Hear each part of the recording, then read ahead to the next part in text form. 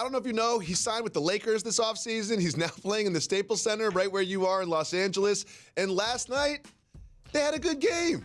There they are against the Pacers in their hickory jerseys, which I don't particularly like, but you call me a hater. And LeBron put up... Hater. I am. He put up 38 points. That's the most he's ever scored as a Laker. And there was a lot of discussion about some reports by our colleague Wendy about him not listening to Coach Walton's plays or him sort of like getting too much usage. And Magic Johnson discussed this, and let's listen to Urban Magic Johnson.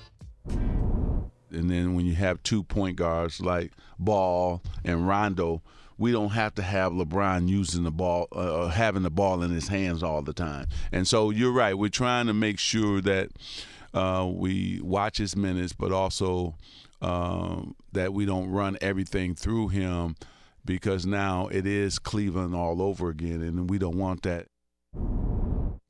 It certainly looks like Cleveland all over again, Ryan. He had 38 points. The second leading scorer was Brandon Ingram with 14 points. Watching the game, he is doing everything. Is this Cleveland all over again?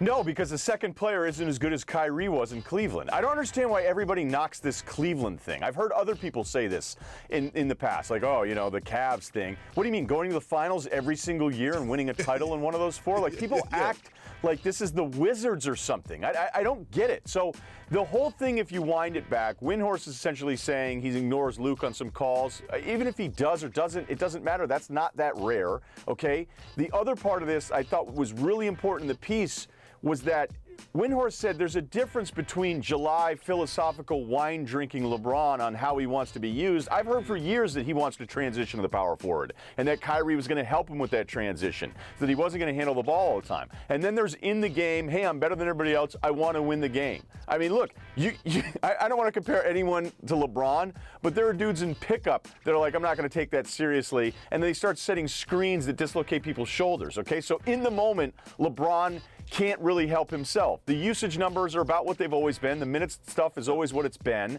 So I felt like Magic saw some of the headlines here and then did a deal where it's like, I don't like that somebody else is criticizing what's happening with us, where I think the overall piece from Windhorst was very reasonable and wasn't this accusatory attack hit.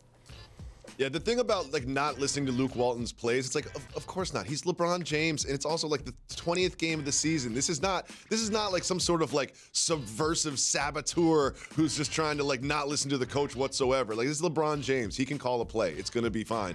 Also, his minutes, like, we're gonna monitor his minutes. His minutes are literally the lowest they've ever been in his career, but not by much. Like, he's playing 35 minutes a game. That's a lot of minutes, and they're not like blowing people out. We can take the fourth quarter off the way the Warriors do. Like, he is using the ball a lot, and he is playing a lot, and he will at some point start to get tired, but I don't know what year that's gonna be in. He also has been, and I think he's been better recently defensively, but at the start of the season, he'll find spots to coast. Yes.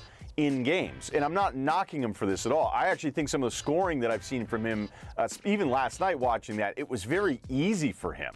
Like, that's what's crazy about this stuff, is as he's getting older, it feels like the shot is more locked in and some of the scoring is less exhaustive than just other stars. So not all minutes are created equal. It's the same thing with a pitch count with a pitcher. There's 100 pitches for some guys, but then you can have an 80-pitch game where people are on the whole time, and those are more stressful pitches. So just 35 minutes across the board, I think LeBron's doing a better job of maintaining himself through games than going full bore end-to-end playing both sides. And I don't know that as many people pick up on that the last 2 years. Yeah, there are definitely possessions where he is not helping. Like, there's defensive possessions where you were like, how did that basket get there so easy? Like, oh, LeBron James didn't play any help defense whatsoever, and then sort of like gave a look to the guy who he should have helped out.